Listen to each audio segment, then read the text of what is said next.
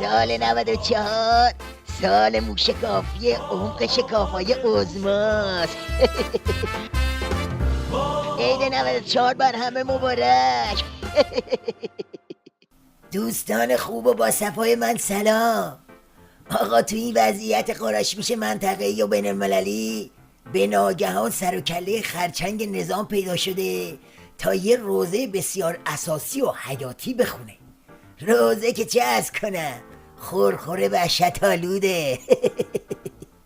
همه اون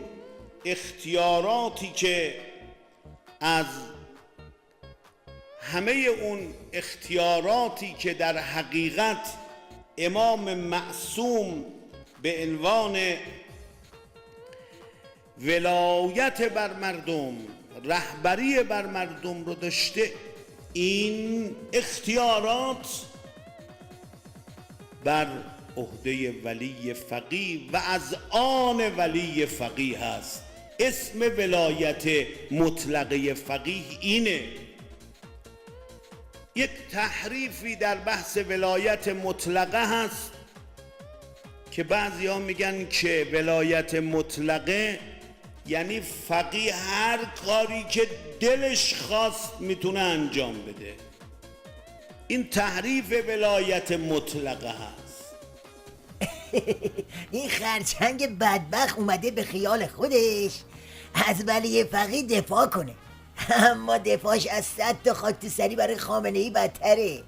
میگه اگه کسی بگه ولی فقیه هر کاری دلش خواست میتونه بکنه، داره ولایت مطلقه رو تحریف میکنه. بابا کجای کاری خرچنگ؟ مگه حرفای امام گور به گوریت یادت رفته؟ این که در این قانون اساسی یه مطلبی ولو به نظر من یه قدری ناقص است و روحانیت بیشتر از این در اسلام اختیارات دارد و آیین برای این که خب دیگه خیلی با این روشنفکرها مخالفت نکنن یه مقدار کوتاه آمدن. این که در قانون اساسی هست این بعضی شمونه ولایت فقیه هست. بفرما. این میگه تازه قانون اساسی هم واسم کمه. پس کدوم تعریف؟ ببین کار نظام به کجا رسیده که خرچنگ نظام حتی ظاهرا هم شده مجبور شده بیشتر از اونایی که امام گفت روشنفکر کوتاه بیاد. حالا سوالی که پیش میاد اینه که چی شده تو این شرم شوربای نظام آخوندا به فکر دفاع از ولی فقیه افتادن؟ قضیه چیه؟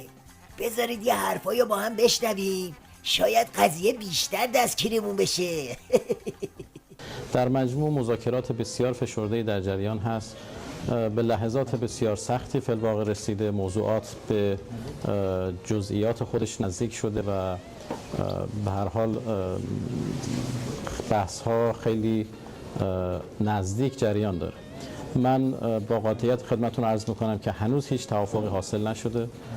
شایعات و فضاسازی هایی که صورت گرفته خب مشخصه که بعضاً با اهداف خاص سیاسی هست، ولی آنچه که مسلم هست ما هنوز به هیچ توافقی نرسیدیم.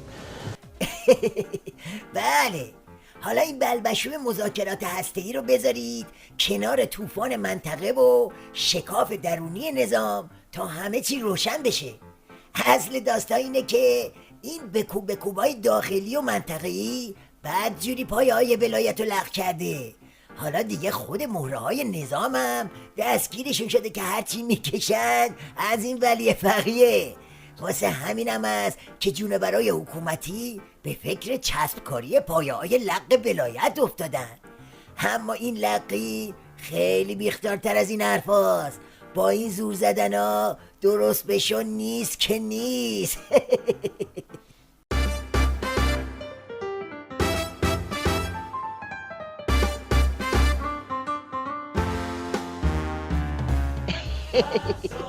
سال 94 سال موشکافی عمق شکافای عظماست. عید 94 بر همه مبارک.